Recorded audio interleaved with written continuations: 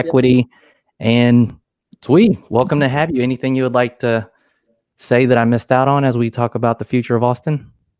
Oh no, that was perfect. Thank you for having me. And this is my first podcast, so I'm pretty excited. This is cool. I've never been invited to a podcast before. Really? Welcome to the party. Yeah, with my vast experience of everything you've said, this is the first time I've been on a podcast. Yeah, and one thing that's interesting, I think, regarding Austin and a big project that you're working on in Waco is, I guess, the future of I-35 as a corridor as well, because you also have a project in Waco and you're working, I guess, what Austinites would use as a resort space, like another hour and a half drive to projects and developments like you may be involved with. Yeah. So everybody knows Austin is super, super expensive right now, compared to even just 4 or 5 years ago, pre-COVID, right? So even before that, when I was investing, I was doing a lot of urban infill projects, mostly on the east side. But sitting on the board of the directors for Housing Works, I was privy to a lot of the developments going on in the city, uh, especially being close to the affordable housing nonprofits.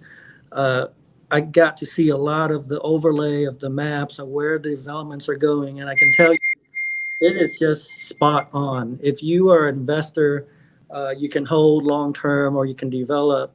Uh, there is no way you can make a mistake when you follow the development trends. Um, let's say back in 2008 to 2011, I don't know if you guys remember the TODs were hot. That was like a new zoning that the city developed, which is the transit oriented development with the Metro Rail. Uh, so I was telling everybody about back then, but because of the recession, everyone was afraid, and they ended up kicking themselves in the butt uh, after that. So when VMU was hot, that was when we started getting into vertical mixed use.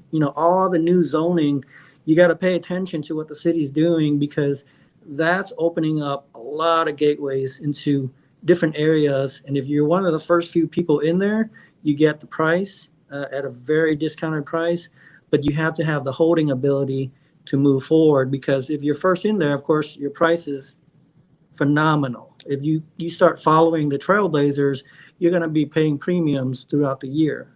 So that's what I learned being in a lot of the nonprofit sector, along with the real estate investing, is follow the trends of where the city overlay of all the huge developments coming in. For example, when the Mueller development came in, if you were investing around there, you struck it big. The domain, I was still working at the domain back in the late 90s, early 2000 when they sold it.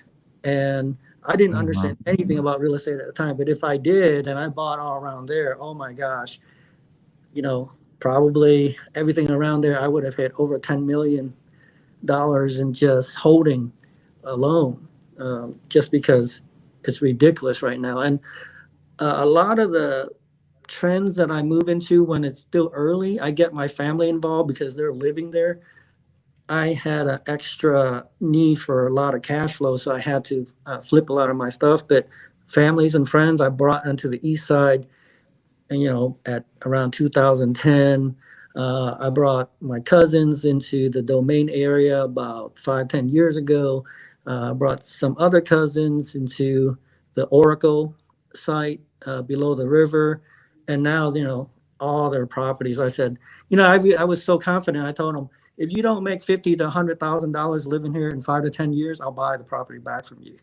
And of course, all of them are making at least $50,000 to $100,000 in all, and they just lived it. It's just I didn't have the holding capacity to do that. But if you have friends and family that just need a place to stay, a simple fix and flip instead of flipping, just stay there, put in about $50,000, make it extremely nice.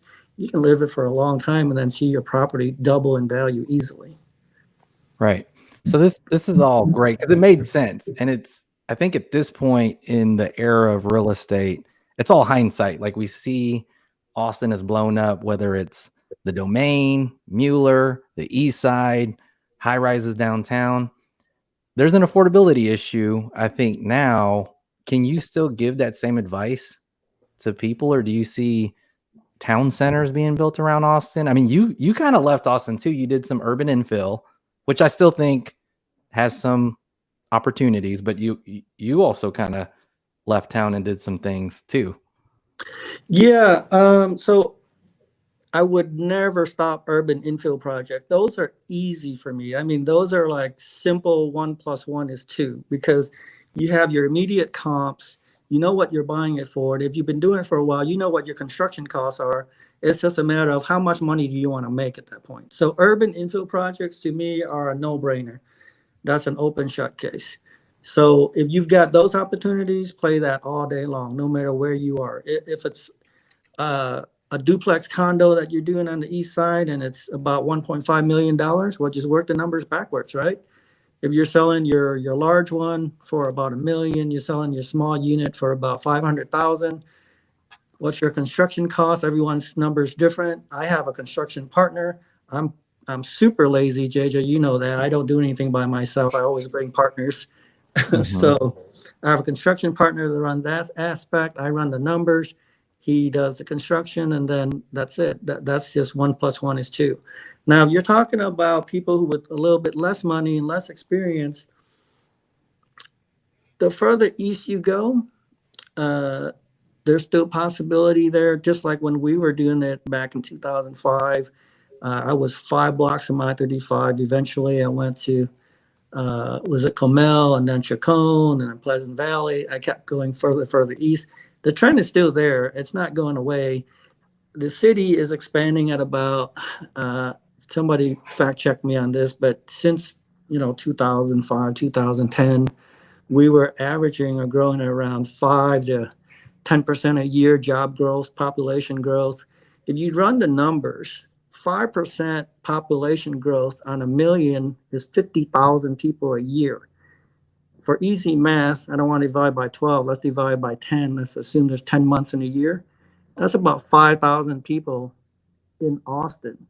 So you average about three people per family. You're over 100 units that you got to be producing.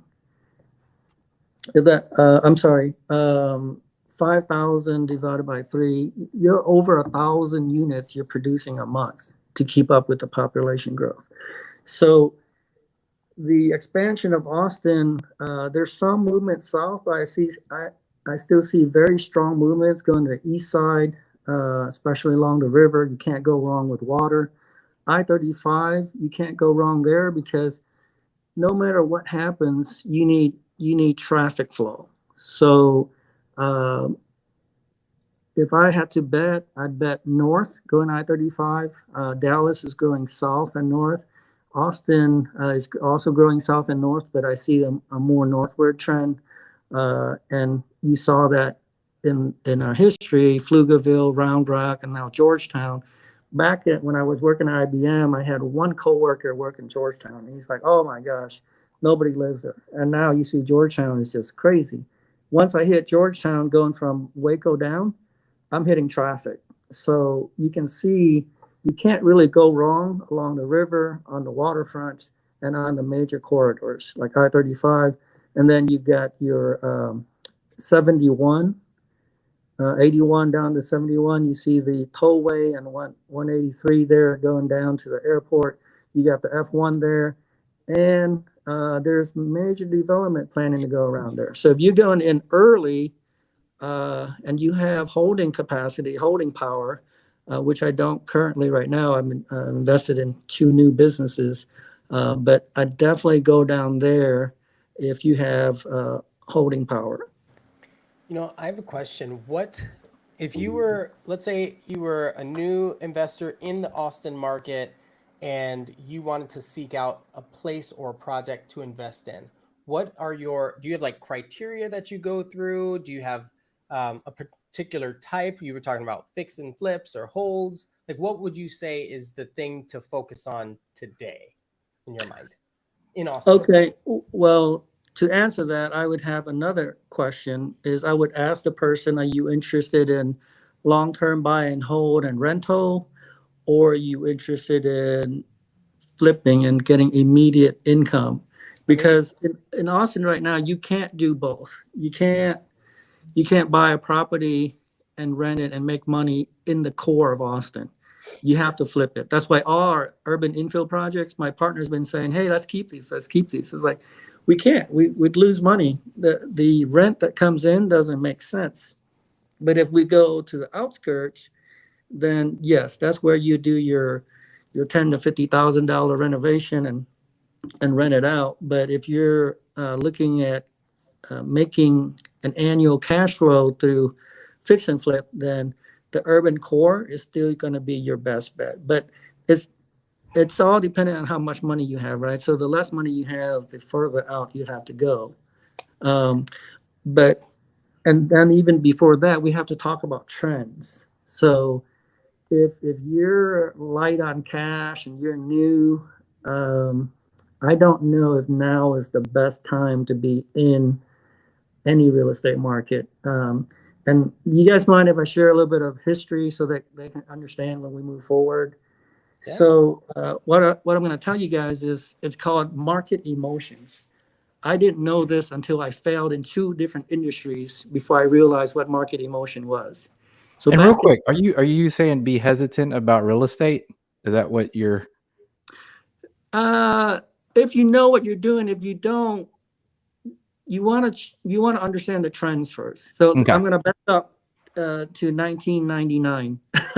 I know I'm dating myself big time here, but when I was working, right, I didn't know real estate, so I knew a little bit about stocks, but I didn't know enough to be day trading. So I was just very diversified into blue chip stocks, like large cap stocks, IBM, Microsoft, all the big guys, Oracle. So when people were saying, oh, I made 50 to 100%, I'm sitting here, dang, I'm only making 30% when everyone was going crazy talking about the stock market. And then the .com burst.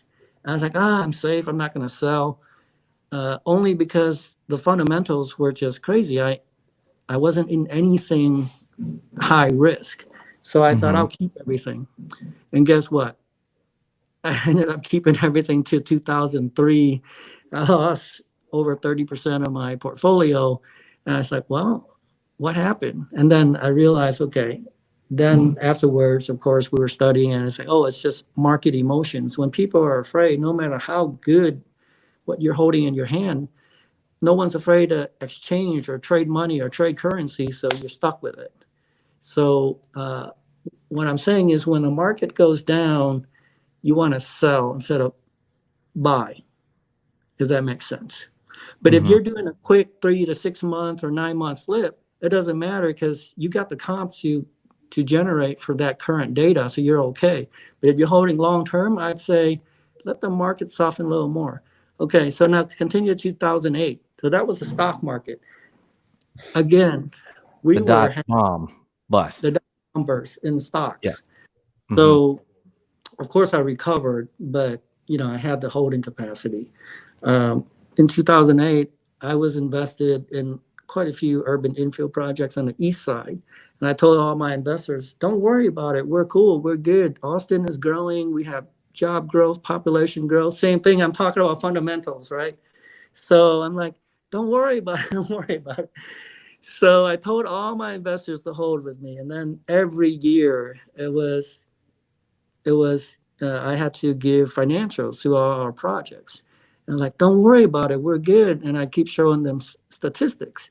And I don't know if you guys remember at that time, up to a year in like 2009 and first quarter, commercial was still really strong. So I was like, the commercial side is really strong, guys. Don't worry, the residential will hold. And then when the commercial started plummeting, I was like, oh, crap. But it's like, hey, it's okay. We still have job growth, population growth. I don't see where all these people are going. And I still don't know where they went, but no one was buying. So my East Side portfolio went down about 25%. And then I started freaking out because all the taxes were due every year. So in 2003, I sold one of our projects, and 6 months later, oh my gosh, it jumped up 300,000. I was like, ah. So what am I trying to say? I'm trying to answer your question, Ian. Is when is a good? You always want to do real estate, right? But what are you doing? If you're doing a quick flip, no problem. Just use comps. You're safe all day long. If you're doing a long-term hold, you notice in 1999 to 2003, that's about a 4-year gap there before the market rebound for stocks. 2008 to 2011, that was about a 3-year gap before the real estate market rebound, right? So I'm not saying that that's the formula, but I'm saying it takes about 1 to 3 years for the downturn to hit. And I don't know where the bottom is, but if you give it about a year and see where it's going, and then if it starts going up, then you buy, hey, you didn't lose much. But if it starts going down more, it's okay. You're actually buying on the down instead of the up, and then just ride it up. But you have to have holding power. So I wouldn't recommend for a new investor to do a long-term hold and buy right now. If they're doing a flip, great. You got all the realtors with all the comps that can hold your hand through it and say, hey, within 6 months, I think we're still okay. Does that answer your question, Ian? That was emotional, the market emotions in two different investment entities or vehicles, but they did the exact same thing. No one was buying or selling because of fear. So, I'm a super factual guy, engineering background, so it was all factual, but I neglected to see the emotional side of the market. And that's what I'm trying to tell you guys and our listeners is be paying attention to the market. No matter how strong your fundamentals are, it's just the fundamentals don't control a human reaction when it comes to fear. Yeah. I think what's interesting about the market now, and again, it's hindsight. I remember Austin being hot for affordability. Oh, yes. I don't think that people don't look at Austin no anymore and say, hey, that's a cool, affordable town. They might still say it's cool. So how much east are you talking? Because it starts to get urban East Austin is still perceived as a lot of people in the country, maybe not a lot of people from, let's just say, the west side of the country may not think it's affordable. But where does that leave Austin now? You still think, or is it like Del Valley or Georgetown? Is there anything worth, are we going to catch what we caught before? Are we kind of going to be flat for a while? Well, that's what I was trying to tell you guys is if you look at someone help me with what's the current job growth and population growth. We're at 1.7 million right now, right? Versus, when I moved to Austin, it was 500 to 700,000 people. At 1 million people, that's 5% is 5,000 people. Where do you think they're going? They can't go anywhere. So they're gonna expand out. It's called urban sprawl. They can only go out so far, and then they hit the dollar amount. Let's say a new engineer graduates, they're about $90 to $100,000. You multiply that by 3 or maybe 4x, and that's what they can afford. So that's where I would say if you're a big developer, you're going to need to develop within that space where a new grad would be able to afford that house. Because UT is what, about 50 to 60,000 students a year. So a lot of those people that go in for engineering, and that's my background, they tend to stay. That's what happened to me. I grew up in Rochester, New York. I came down here for school, and then I stayed here till now. So there's a lot of job opportunities there. And most people that go here for high tech, they stay. Because it's still, if you compare to California, for example, they can still come over here and buy 2 houses, one to live in and one to rent out. So affordability is from what perspective? Relative. Yeah, it says right here, Biz Journal, this is April of this year. Austin has the hottest job market in Texas, and it's considered one of the best in the country. That's according to the Wall Street Journal's annual ranking of America's hottest job markets. The Texas capital ranked number 7 overall, tied with Nashville, and beat out Dallas. So, JJ, you tell me. I was only calculating 5% on $1 million. Now we're at about $1.7 million. What's 5% of that? And where are those people going to stay? So you have to do the old urban sprawl map and see along the rivers, nice, along the I-35 corridor is nice. That's where people are going. So they want easy access, or as easy as possible, to get to their job. So that's where I would still continue to invest, is along those major employers. So I've got a question. Mm-hmm.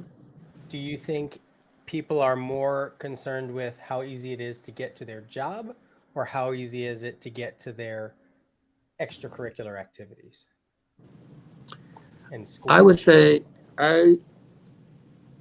this is my personal opinion. I can't answer for everybody. Job, because I'm, again, lazy. I have to go there at least 5 days a week. Extracurricular activity, I don't know, maybe once a week or twice a week. So having an engineer background, I'm thinking efficiency, right? How much driving? I guess what I'm saying is, do you think we're in a position where everyone has to go back every day during the week? Right? There's still a large population that works 100% remote. Oh yeah, Austin is pretty, I wouldn't say unique. It's kind of rare since high tech. I notice a lot of people working from home now. You're absolutely correct. I forgot about that. If that's the case, then the high tech people would actually want to live where they play versus where they work. I know a couple of my cousins, they live around the Domain area, but they work way down south. I showed them a few properties that they fixed up and lived around the Domain area, just because they like the Domain. And it's and that was another cousin I showed that lived on below the river. There was a condo there that she bought below 200,000. I said, "Oh man, below 200,000, just take it. I don't care how much renovation you need." Mm-hmm. So yeah, you're right. You're right. I totally forgot about that. Yeah, that's why people like me, I've been doing urban infill on the east side, even though that was the highest crime rate back then. I don't know about now, but that was close to downtown. That was close to Zilker Park. That was close to pretty much everything. So, I decided to move my whole family down there and move into one of our projects back in 2007. And at that time, I was working up north. So you sound kind of bullish, or you're following the employment trend, because that's obviously going to be a population trend, and they're going to have to move somewhere. So you still understand that there's pockets to be had. You can't avoid it. Tell me where people are living.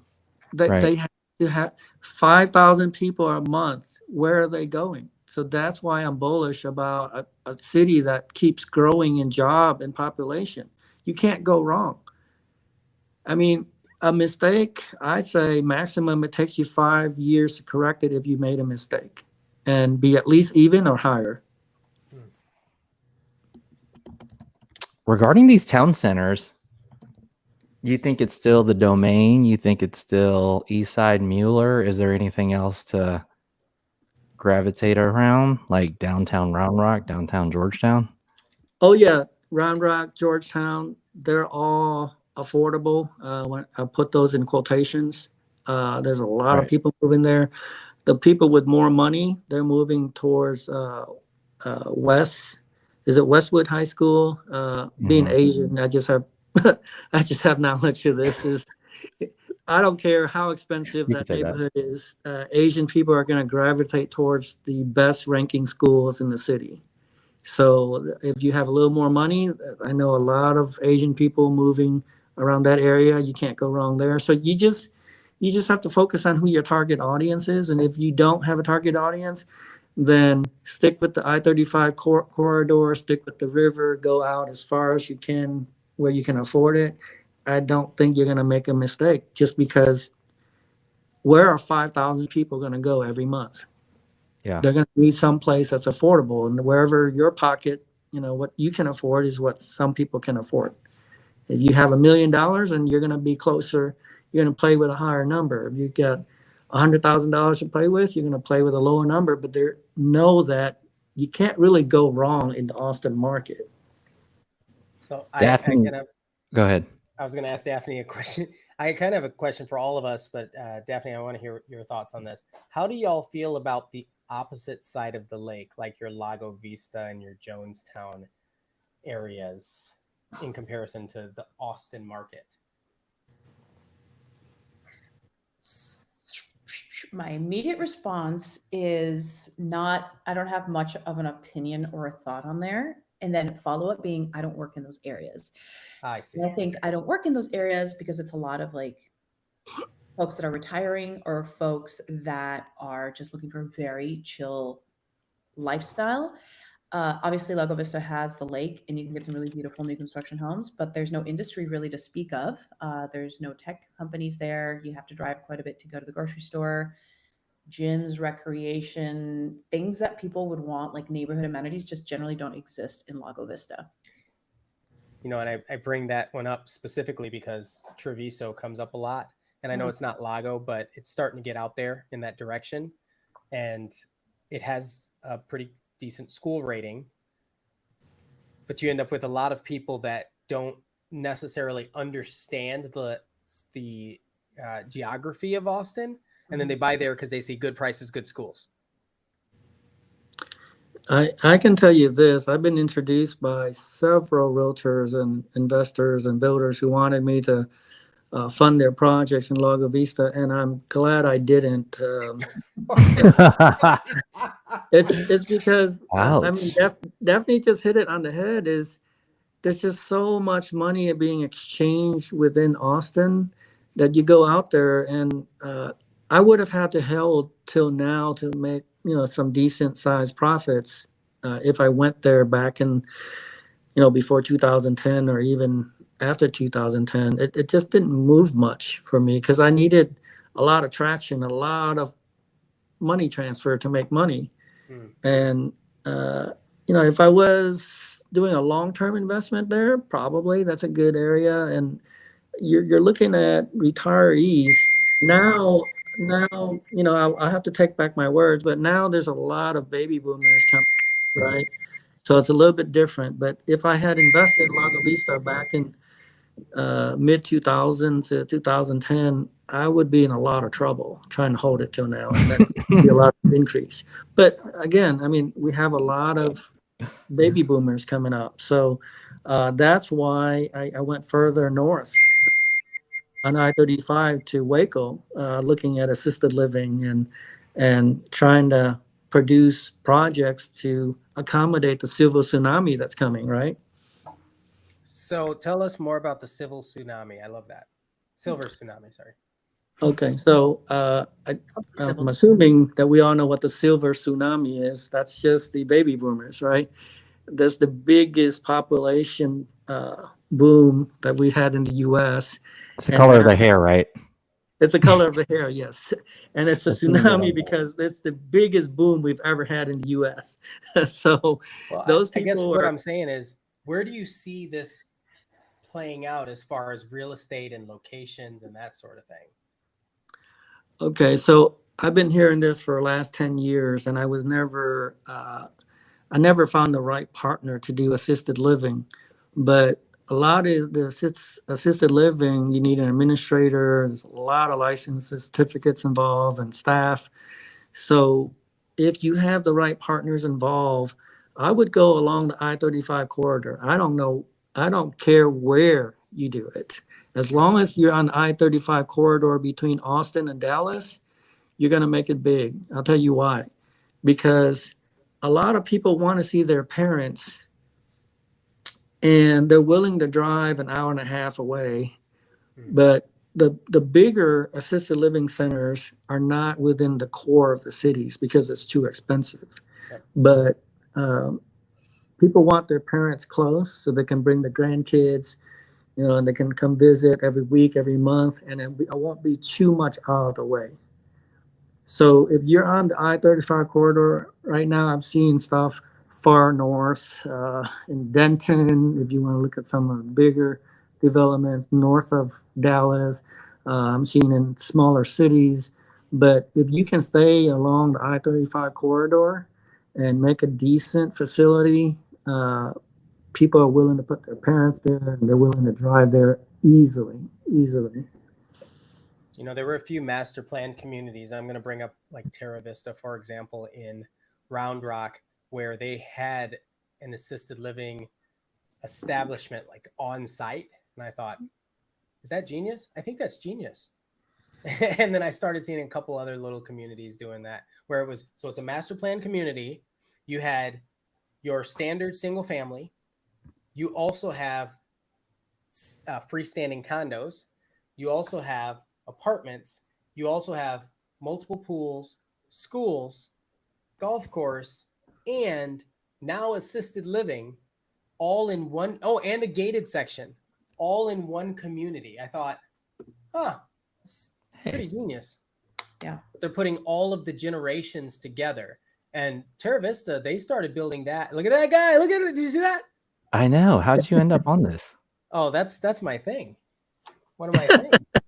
Are you Terra Vista there? Say it again. Where is that, Terra Vista? It is. It's one of my listings at the time. I mean, this is years ago. 6 years. So clicked on it. That's pretty cool, Ian. Thank you. So, but I bring that up because Austin strikes again, again. you have all of these variations and generations in life in one place. It's so cool in my mind. And there are a few like that I think the neighborhoods are starting to build like that. So when you're talking about Silver Tsunami, I'm thinking, okay, what about Santa Rita Ranch out in Liberty Hill? What about Easton Park, Southeast? Like, are they going to start doing that sort of thing too? Well, I go back to fundamentals all the time. I mean, probably it's just my engineering training is those numbers are going to be hitting, needing places to stay. And where are they going to go? They're going to go to a decent place that's closer to their kids, their grandkids, if they have that availability. And if you have that, then I think you've got a winner. So that's why we're in Waco. We're hour and a half away from Austin, hour and a half away from Dallas. So anywhere along the I-35 corridor, it doesn't have to be Waco. I think if you're going to hit the Silver Tsunami, that's where you want to be. And you want San Marcos, for instance. Yeah, San Marcos. You'll hit the San Antonio and Austin market, New Braunfels. So you want to be in between major cities with higher population so that they're not too far away from their grandkids. I'm curious, for everybody that has done business like south in San Antonio, for example, or spent a lot of time there, have we seen like a lot of retirees in San Antonio? That doesn't seem like a location for a lot of retirees in my mind. I bet the military retires there because there's already a lot of military. I feel like if they retire, they're retiring and leaving. May I say something? Please. No, that's why we're asking. Yeah, please. So I love San Antonio, and I've taken so many day trips there. And for a while, I was wanting to do business in San Antonio. So we took my YouTube channel to San Antonio, and I was able to explore a lot of neighborhoods. And we were looking at a lot of higher end neighborhoods, like Olmos Park is one of them. There's another one I can't remember, but they are similar to what Tarrytown is in Austin. Got it. And it was a significantly older demographic. And I think San Antonio, now this was just kind of these pockets. And then there's other one, Stone Oak, I think it's called. You see a lot of established professionals. And then I think you see like older folk there as well. I think just because San Antonio has, I would say traditionally more of a family culture than probably Austin does. Really? Yeah. Wow. I'm just going to go ahead and say San Antonio is very much a Hispanic community. And in the Hispanic communities, it's like, let's have everybody close. Let's have mom and dad, let's have grandma, let's have grandpa. aunt and uncle. So you tend to see more generations of a family living in San Antonio than you would in Austin.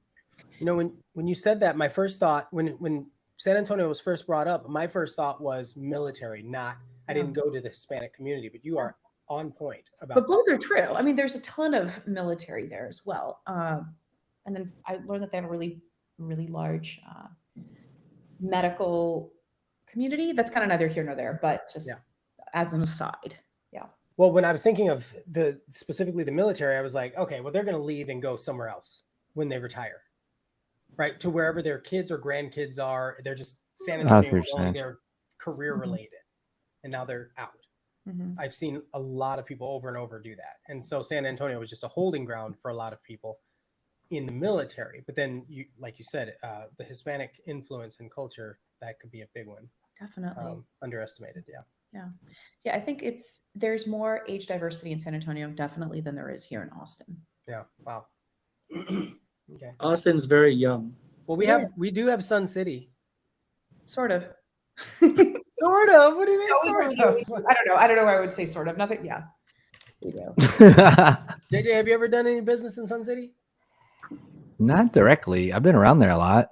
Yeah, like it's 55 up, and I always remember when I first got my license, way back in 2015, and there was this one of my instructors. She goes, "Oh yeah, Sun City. That's where Matthew McConaughey's mom lives." I was like, okay. And that was just the thing that stuck out. And so I always thought it was this like incredible place. And as I learned more and more, I mean, I still think it's a really cool place, and there have been a few that have popped up since, but it just always made me think, okay, Silver Tsunami, what's going to happen with Sun City? Or are they going to build more of those outside of Austin? So, right. Because it's basically a master plan, assisted living without having the assistance directly in your home, but it caters to that demographic. You have a low property tax rate, generally low mortgages. You're not allowed to have kids there. Like it's all those things. Lovely. You know, I think it's just kind of an aside too. I've had a handful of retirees reach out over the years. Yep. And they're people that have done really well. They're pretty much set. And at the same time, they want to make sure that wherever they end up, they can still afford to live there, that their taxes are going to they're usually cash buyers, but they want to make sure that the property taxes are going to be manageable and keep them within their budget so they can keep living a good lifestyle. And a lot of times, just because of the high property taxes in Austin proper, along with the high property values, it kind of like X's out for a lot of these retiree folks. They're just like, no, doesn't make sense for us. Yeah. Even with the exemptions, it doesn't a lot of quite times do it. Doesn't. Yeah. The tax exemptions. Yep. JJ, you looking at Sun City? You gonna move? Making a move? Silver Tsunami, that got my attention. I mean, it's good, but so the other thing that, and I'm saying this because it still kind of aligns with our points. For a while there, a lot of our builders in these master plan communities were doing multi-generational homes. Yeah. Which was always, in my mind, I thought that is perfect for everybody, for almost everybody, and every type of culture as well. So I know, like, I'll use Lennar as an example. They did multi-generational where you'd buy this house. It'd be the main home would be 2,500 or 3,000 square feet. And the next thing you know, there'd be an attached apartment, or it would be attached. And that would be another 500 to 900 square feet by itself. Separate entrance, separate garage, beautiful build, still in the same community. So. You know who else? What most people did was rent it out, like as a Airbnb or VRBO. Yeah, that's what I do. I don't rent it out. I always build two, one for my parents and one for us. Genius. If you look at 1102 and a half Street, Fiesta Street. Want me to pull it up? Yeah, just pull it up real quick. So I just want this to be a hold question. You can come back, revisit this after. How do you feel about the zoning changes allowing 3 buildings? Have you heard about that, Twee? You been gone too long? Yeah, I've been gone too long. Uh-oh. Well, we'll come back. We'll just hold that. Hold that. Well, hold that. I like it. But so this is what I always do. I build 2, one for us and one for my parents. The one next door is about I think 800 some square feet. And this one, so I like the European style cabinets. We've been doing that for a long time. We just couldn't find it. Yeah, I like the modern, the contemporary cabinets since I've been doing build. I see you're not actually putting flooring down either. You're just staining the I concrete. love that concrete. Yeah, I love it. I love it because I'm always bringing, and I do green build. So part of being green is, besides from energy consumption, we do look at durability and reducing carbon footprint. And this is if you guys are builders, you probably know, we use the City of Austin Green Build Standards that give you a rating on your build. So we build to the City of Austin Green Build Standards. Beautiful. But I use this design from Saigon, Vietnam, is because there's not a lot of land, and it's always like a straight front to back, very narrow. So I combined the Vietnamese architect into the Austin area to get as much square footage as possible, and that you always have a rooftop deck because you don't have enough green space. So I brought water, I brought electricity. We were going to do hydroponics up there. We're going to do a picnic area up there. What's hydroponic? Hydroponics is you grow with water. Oh, yes. So that's why I brought gas up there for a grill. I brought water. I brought electricity up there. As you can see, I don't have a lot of land. So that's less than 7,000 square feet. And my bread and butter was always urban infill, condo duplexes. That's so crazy. I love that you have the, like you thought about, obviously you thought about the we'll call it the parent suite, right?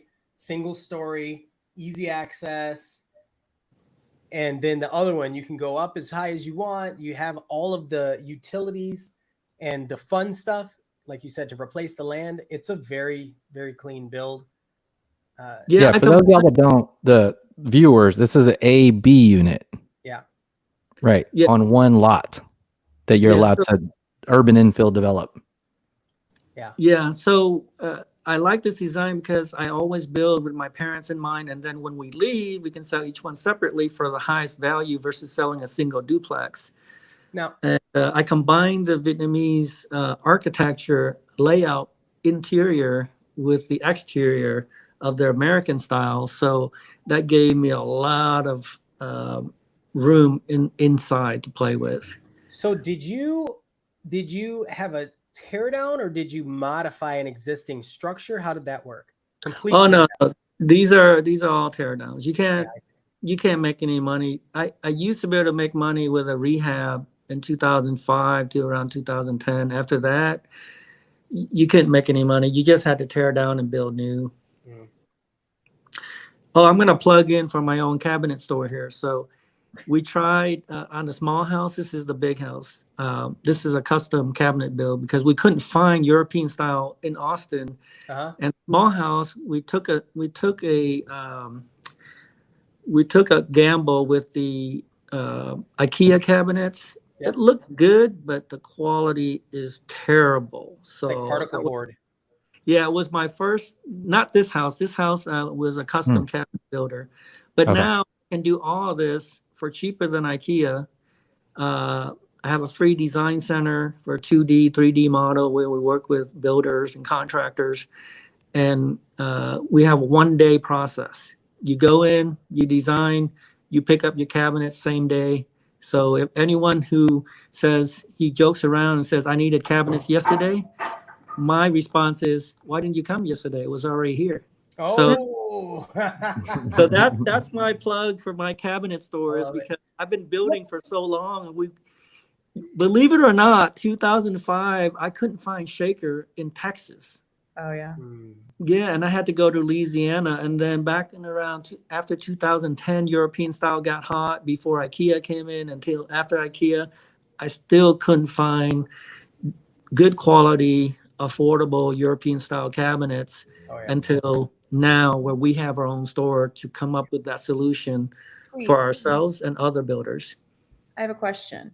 Yes. Will you tell us the name of your cabinet company? Yeah, if you look up Quality Cabinets, tx.com. Wow. And then Quality in there. Cabinets TX, Facebook / Quality Cabinets TX. Okay. You said more affordable than IKEA? Yes. Okay. Higher quality, guarantee Oh, it. man.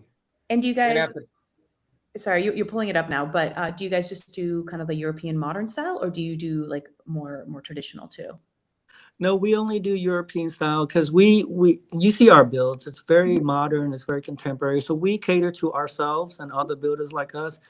We do have a budget line for apartments and hotels. That's not in store. We have to order that separately. But these here, those are 3D models that we can draw for you with our overlay. So are you the designer, or did you hire a designer, the cabinet designer? I'm the master designer, and then I do have employees that I've been training to do design work as well. You using a CAD? What kind of CAD software are you using? We're not using CAD. We're using CAD Builder. It can overlay our colors onto your design, so you don't have to imagine what it looks like. Very cool. Yeah, and we came up with this because, like I said, we couldn't find this affordably, so we said, "Heck, I'll do it affordably." Do you do outdoor cabinets? So, like, if somebody has an outdoor setup, If it's under roof, it's water resistant, scratch resistant, and we have a set outside of the manufacturing for a year and a half. Yeah. And it's still intact. Everything's good. So we've tested it for over a year and a half. As long as you don't have direct water hitting the cabinets, if it's under roof and it's outdoors, you're good. Because our cabinets, when we had a problem, we bought cabinets that were already pre-manufactured, and we found out the quality, some of it warped. So now we've worked that out where we have immediate inventory and we can store between 0 to 100 degrees, and we're not worried about warping. We worked out a lot of the engineering with the manufacturer, and you can see some of that on our Facebook, what we've been doing to improve our quality over time. Looks great. But yeah, you can see there it's like 3/4 inch plywood, very thick, very heavy. Screws are scratch resistant, pre-doweled. You go onto our website, you see a lot of the quality we're talking about. And that was just because we had a really, really bad experience with IKEA. And it's like, but where can we go to get those cabinets? So here you go. Nice. Awesome. Ian, you had a question about the new. Oh yeah, lot the building. zoning. So being able to put 3 buildings on one lot, because before you were doing 2, right? What would you do knowing that that's opened up? How would you build? Would that change your build, or kind of? I would have to redesign it, but I definitely would encourage that. So in Vietnam, Saigon is over 10 million people. So Yeah. I'm used when Austin started doing VMU, vertical mixed use. Yep. Everyone was like, "Oh, that's so cool." It's like, duh. Wouldn't every big city do that? So I'm used to the vertical mixed use. I'm used to the high density builds, and I'm very confident in the city like Austin, where the civil engineers have taken care of, all the drainage issues, all the sewer issues, so that when they allow it, that we won't have a flooding issue. Like Houston, for example, I've seen 8 units on one lot, but Houston has huge flooding issues, right? Because some of their zoning or not lack of zoning. So if Austin is giving it to you, I feel very confident in their engineering team. I totally take full advantage of it. For the build that you saw there, it took me 3 months to design 2 forward-facing houses. Before, if you look at a lot of the other builders, they'd had a big house in the front and then a side entry and to a house in the back. Well, you can really, if you were the one that bought the condo in the back, you didn't really have a view and people couldn't see you. So I spent 3 months laying out exactly how to feel good. And none of my houses you ever feel cramped. I don't have maybe like 9 square feet of wasted space in hallways. Everything is well connected. And we can show, if I ever come back, I'll show you a layout of that so you can see how you can design very, very efficiently without a lot of waste. I In actually small. love that for an episode. So JJ, mark that somewhere. That'd Yeah. be a really cool episode, like how Yeah, to it took me design 3 months to space lay that efficiency. out. Because that's what's happening now. How are you going to do that with 3 units Yeah. on a lot? I'm pretty sure I can figure it out. I've been designing small space in Austin for 15 years plus. So I love small spaces and challenging myself how to create the most efficient use of it without, like I said, probably 9 square feet of wasted space, meaning a hallway from a bedroom out. And very little things that over time you sit there and then the light pops up and it's like, oh yeah, if I move the door this way, then I've got this much extra space. And I'll show you that. You just have to see it to see what I'm talking about. It's hard to imagine what I'm saying without seeing a picture of it. So regarding this new, I've been corrected. It's not necessarily new zoning because it's still SF1, SF2, SF3. They're just allowing 3 units on SF1, SF2, and SF3. So based on what we're talking about earlier, this, as long as the numbers work, because you're flipping, I guess, land and material, they're going to get absorbed based on employment, East Austin. Like you would play with these numbers and continue to develop. Oh yeah, if I was still in Austin, I would definitely continue. I would encourage everyone to do urban infill project. That is the easiest math you can do. There's no prediction of the future. It's an easy, here's the current comps. It takes me about a year to build. And it's gonna, if you get creative with the landowner and you pay him part up front and then you pay him over time, and you let them live there until you're ready to develop. So I've been very creative in reducing costs, upfront costs on land and property taxes and insurance. And I know all you guys are realtors, but I usually talk my realtors into letting me talk to the homeowner to create a situation where it benefits me and the homeowner, the existing homeowner before I buy it, to reduce costs by a lot before I take it. And sometimes I bring them in as a partner and say, okay, well, I wanted to pay 300,000, but you think it's worth 400,000, let's go for it. But here are the terms, right? If we can't sell it for this price, then you're going to give it to me for 300,000. But if you can, I'll give you it for the price of 400,000 when we sell. So there's a lot of creativity you can do. You don't have to have all the money in the world. Like I said, I'm super lazy. I bring in partners. I partner with the existing owner. Just be super creative, or else, almost every deal is going to be a dead deal if you just buy it straight off of MLS or if you buy it off a wholesaler. Here's another interesting thing is they just started these applications in February. So these applications are starting to get accepted and approved. Then they're going to build for, let's say, a year. So maybe a year from now, we'll see product.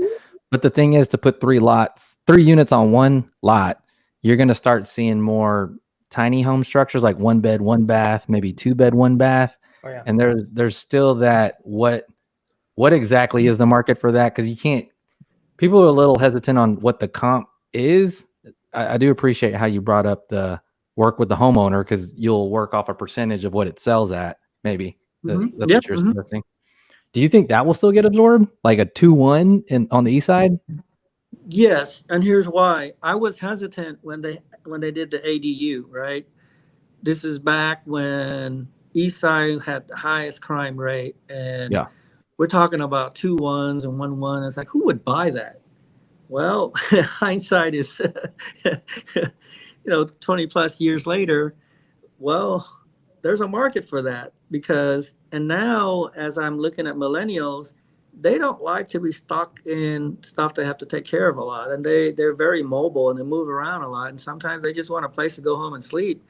And they'd rather rent than to buy.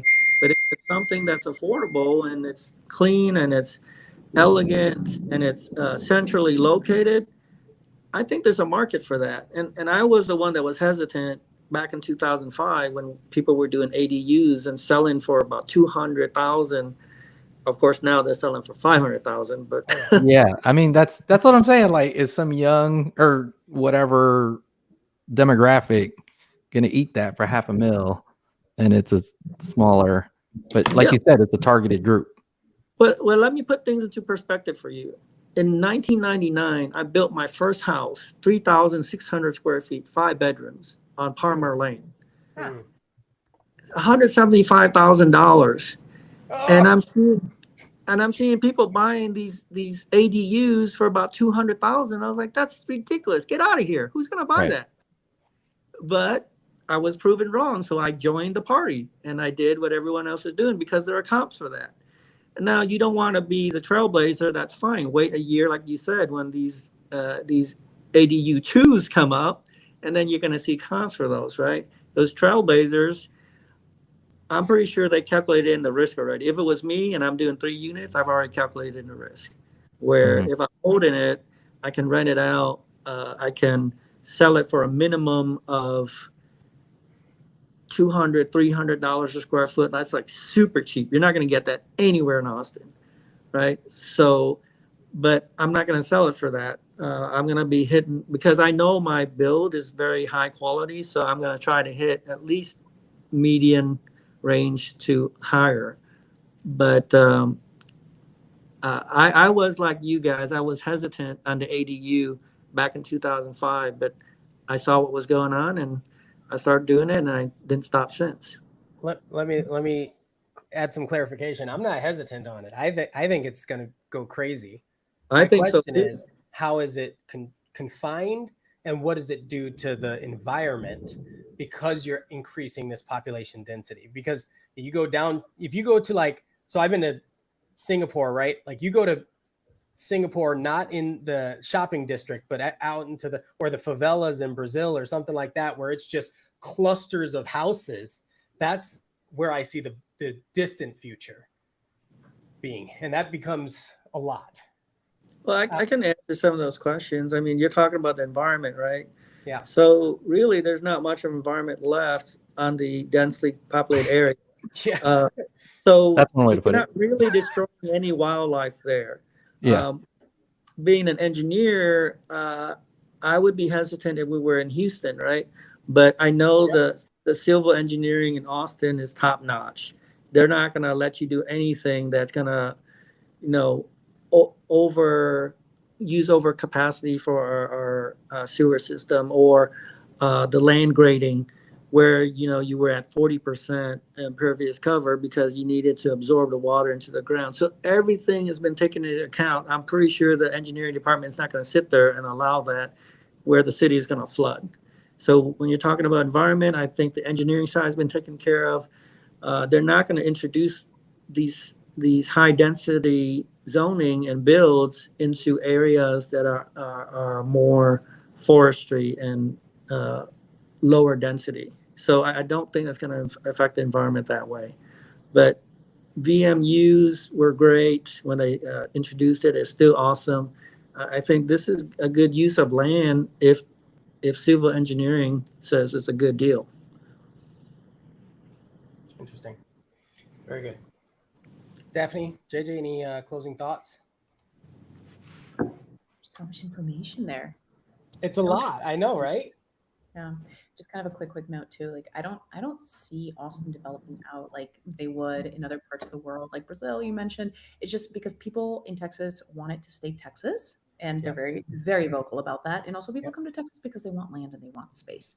So I do think there'll be a lot of development, but I think it would be kind of a far cry to think that we're going to turn into like a little cluster of like fellas. And but also Austin's different than a lot of the other places in Texas. It is. So that's going to be a variable in there. And then especially if people are able to buy but not live here, because they don't need to live here to work here. Yeah. Ooh. JJ, what do you think? Twee, I appreciate you and your expertise. I like the idea of the numbers. I mean, It was number 7 on the Wall Street Journal for job growth. Like Twee said, where are people going to live? You guys cannot go wrong.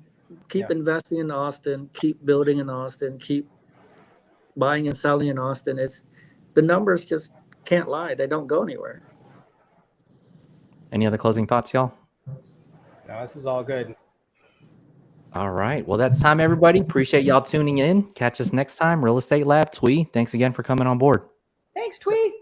Thanks for having me, guys.